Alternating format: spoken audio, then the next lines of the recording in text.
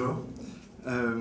Donc, la question est posée, c'est est-ce pertinent de créer un site web universitaire en santé mentale? Alors, je parlais de notre expérience en fait avec le professeur Alain Brunet quand on a créé infotrauma.org 3 ans après. Donc tout d'abord, pourquoi développer un site web en santé mentale? C'est assez simple, hein. Maintenant il y a à peu près un tiers de la population mondiale qui est sur Internet. Le Canada est le 3e pays le plus connecté. Et en fait, sur Facebook, bientôt il y aura 1 milliard de personnes, d'usagers qui sont connectés.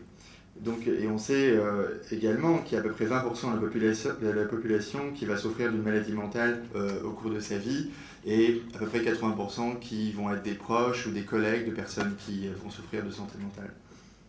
Donc nous, ce qui nous intéressait au laboratoire de recherche sur le trouble de stress post-traumatique, c'était davantage tout ce qui touchait bien sûr au trouble de stress post-traumatique. Et là, on retrouve les prévalences, c'est-à-dire qu'il y a à peu près 56 à 89%, selon les études épidémiologiques, de personnes qui vont connaître, qui vont vivre un événement traumatique dans leur vie. Et en ce moment, au Canada, il y a entre 0,9 et 2,4% de prévalence immédiate. Donc des personnes qui souffrent actuellement du trouble de stress post-traumatique. Alors, bon, on sait bien maintenant que, on a vu tout à l'heure, il y a un Québécois sur 2 qui va chercher de l'information en santé sur l'Internet, et on sait qu'il y a à peu près 22% des internautes américains qui ont cherché de l'information en santé mentale.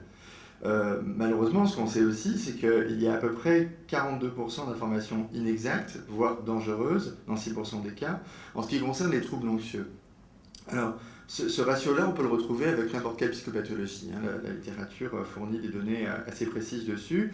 Et comme disait M. Michara avant, il n'y a aucun contrôle sur l'Internet. Donc un site qui diffuse des informations mauvaises peut avoir même plus de popularité qu'un site qui diffuse des bonnes informations.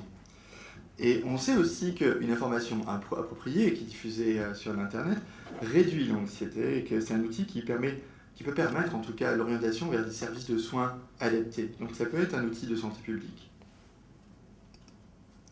Alors je parlais d'infotrauma.org, donc c'est le site web qu'on a développé il y a 3 ans. Alors tout d'abord, la genèse. Alors à la base, c'était la fruit de la réflexion du professeur Alain Brunet qui voulait travailler sur les besoins de transfert de connaissances sur le traumatisme psychique. Et lui, il avait travaillé, en fait, il venait juste de développer, c'était en 2005, un CD-ROM pour former en fait les professionnels à mieux diagnostiquer le trouble de stress post-traumatique. Alors c'était un CD-ROM interactif, etc. Et il s'est dit, pourquoi pas développer un site web qui diffuse de la connaissance sur le trauma, et après, ça ce serait la phase 1, et la phase 2, ce serait développer un cours avec l'université McGill, complètement en ligne, sur le trauma. Alors, il a obtenu une subvention grâce à Inuchuk, c'était une entreprise, en 2005, et en fait, il m'a engagé comme coordinateur en 2008. Donc, on a travaillé avec les services multimédia de l'université McGill, et l'Institut Douglas et la Fondation Douglas pour monter le projet.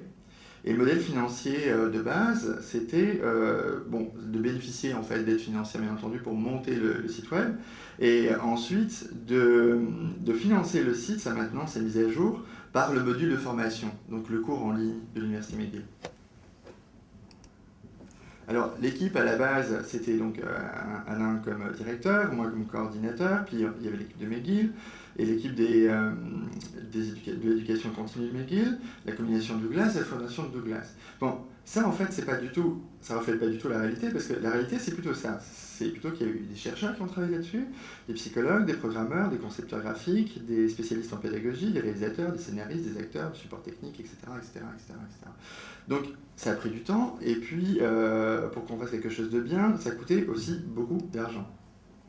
Alors le coût estimé, à peu près, le site Infotrauma plus le cours en ligne, on s'approche du $250 000.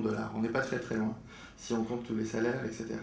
Le site web seulement, c'est à peu près $100 000 que ça a coûté. Alors on s'est fait aider par la fondation, par l'entreprise Inuchuk, par la fondation Douglas, par l'Institut Douglas, l'Université McGill, et le M3S, le volet sécurité civile, qui nous a aidé à développer financièrement le cours en ligne.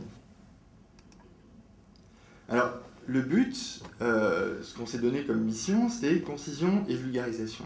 Là, c'est juste une copie en fait du site du NCPTSD, National Center for PTSD, et qui diffuse de la très très bonne information, mais le problème, c'est qu'il y a trop de textes et c'est quelque chose qu'on voulait vraiment éviter. Parce que les personnes qui souffrent d'un trouble de stress post-traumatique, généralement décrochent très très vite. L'un des symptômes est qu'elles ont des problèmes de troubles de la concentration. Donc en fait, au bout de quelques lignes, elles décrochent très rapidement. Et nous, notre idée, c'était de faire 3 entrées. Une entrée pour les victimes, une entrée pour les proches des victimes, ou le grand public, et une entrée pour les professionnels. Donc, vraiment, on insistait sur faire des textes courts, vulgarisés, basés sur la littérature scientifique. Donc, avec toutes les bases de données actuelles, Pilot, SciInfo, PubMed, etc. Aussi, on avait vu tout à l'heure que le problème, c'était la qualité sur Internet. Donc, on a voulu insister sur ce point-là. Et donc, on a demandé à bénéficier de la charte internationale qui s'appelle HON Code, c'est Health on the Net Foundation, et ça garantit la qualité des informations en santé diffusées sur un site internet. C'est un organisme suisse qui se propose d'être un tiers pour évaluer le site web en santé et dire si oui ou non, en fait, il y a tout ce qu'il faut pour dire que cette information-là est fiable. Par exemple, est-ce qu'il y a des références, etc. C'est un site c'est une charte qui est renouvelable annuellement. Donc vous voyez là, il y a un petit logo en bas et c'est marqué ce site respecte les principes de la charte Uncode, vérifiez ici. Puis il y a une date. Et tous les ans, en fait, ils vont vérifier si oui ou non, en fait, le site remplit toujours les exigences du Uncode. Alors ça a été repris par les sites de l'ONU, par les sites aussi du ministère de la Santé en France, et ça commence maintenant à venir au Canada et aux États-Unis.